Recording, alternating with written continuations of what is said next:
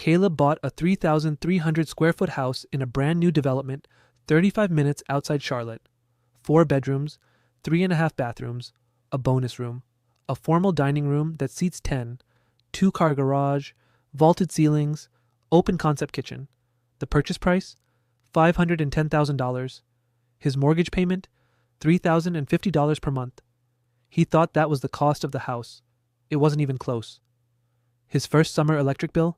$480. Cooling 3,300 square feet in southern humidity requires 2 AC units running almost nonstop. His winter heating bill? $410. Property taxes? $6,800 per year. Insurance? $2,900 per year. HOA fees? $250 per month. For a clubhouse he's never stepped inside. Water and trash? $160 per month. Add it up. The house doesn't cost $3,050. It costs over $5,000 every single month. That's more than $60,000 per year, just to exist in it. Caleb makes $105,000 per year. After taxes, he takes home around $72,000. The house consumes over 80% of his take-home income. Before groceries, before gas, before car insurance, before life. He has about $1,000 left each month for everything else. He cannot save properly. He cannot invest consistently. He cannot breathe. He is house poor. He owns a house that owns him. My name is Eric, and today we're breaking down why oversized suburban houses are quietly destroying people's wealth. This isn't about whether home ownership is bad. This is about size, because size determines cost, and cost determines freedom. The oversized suburban house, what I call the modern McMansion, is a wealth extraction machine. Here's the belief that keeps people broke. Bigger is better.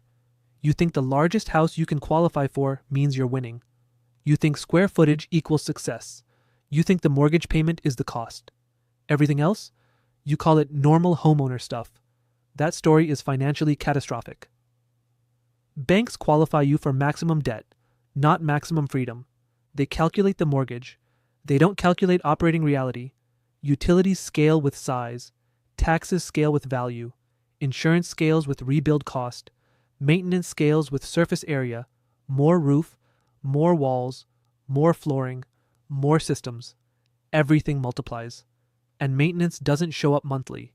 It shows up all at once. Industry data shows homes over 3,000 square feet average around 4% of property value per year in long-term maintenance. 4% of $510,000 is over $20,000 per year, and almost nobody is budgeting that. Now imagine Caleb bought a smaller home, 1,700 square feet, $295,000. His mortgage, around $1,850. Utilities, cut almost in half. Taxes, lower. Insurance, lower. No HOA, total annual cost, around $34,000 instead of $60,000. That difference is $26,000 per year. Over 5 years, that's $130,000. Over 10 years invested properly, that's approaching $400,000. He didn't just buy a bigger house, he traded future wealth for extra space. And then comes furnishing. His old apartment was 900 square feet. His furniture fit perfectly. In 3,300 square feet, it looked tiny. The living room felt empty. The dining room felt awkward. The bedroom needed more. He spent $22,000 filling space that didn't need to exist. On credit cards, at 20% interest, the house demanded to be filled. Here's the part most people ignore. Beyond a certain point, square footage does not increase happiness. It increases cleaning time, it increases stress, it increases bills. Caleb regularly uses 3 rooms, bedroom, kitchen, 1 bathroom, the rest, expensive storage. Now let's talk opportunity cost. If he invested that $26,000 difference every year at 8% returns for 10 years, he could have nearly $400,000. That money could fund a business, rental properties, career flexibility. Instead, it's paying for heated air in empty rooms. That's not wealth.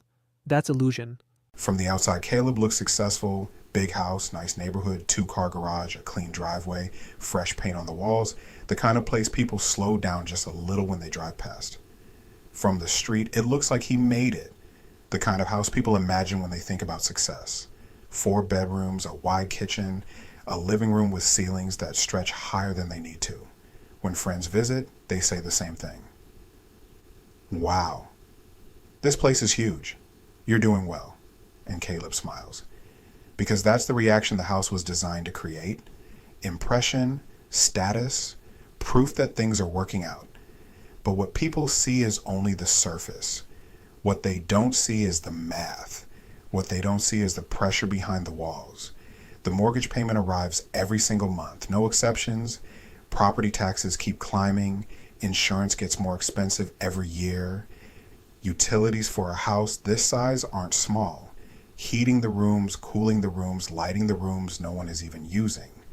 The house looks calm, but the bills never stop moving. And internally, Caleb is financially fragile. From the outside, it looks stable. From the inside, it feels tight. One unexpected expense could shift everything. A medical bill, a job loss, a broken HVAC system, a roof repair that costs more than a used car, and suddenly the house that once looked impressive becomes heavy. This is the part no one talks about. A house is not automatically an asset. People say that word all the time. Real estate is an asset, but that statement is incomplete. A house only becomes an asset when it helps you build financial stability. If it drains all of your income, it stops being an asset. It becomes a financial anchor. Think about it for a second. If every month most of your money goes toward keeping a house running, what's left? What money remains to build anything else? Investments, savings, emergency funds, opportunities, freedom, all of those things require margin. But a house that stretches your budget eliminates margin. And without margin, there is no flexibility. Without flexibility, there is no security. The house might look strong, but financially, the foundation is fragile. This is the misunderstanding that traps so many people. They believe bigger is automatically better. Bigger house, bigger kitchen, bigger yard, more square footage, but bigger does not mean better. Bigger means more expensive, more space to heat, more space to cool, more walls to maintain, more roof to repair, more furniture to buy just so the rooms don't feel empty. Every extra square foot comes with a cost, and those costs don't appear all at once. They show up month after month, quietly, consistently. Over time, those small expenses become massive ones. And suddenly the dream house starts behaving like a financial trap. The truth is simple. Your home should support your life. It should not consume it. If your house requires so much money that you can't save, you can't invest, you can't breathe financially, then something is wrong.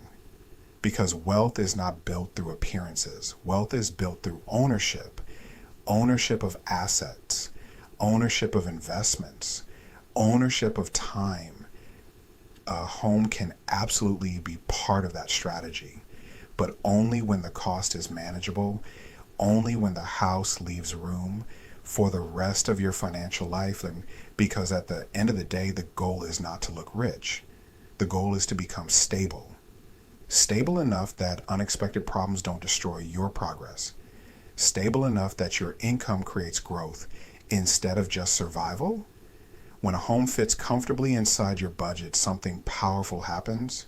You gain margin, you gain breathing room, you gain the ability to build wealth outside the walls of the house. That's the difference between ownership and entrapment. From the outside, Caleb looks successful.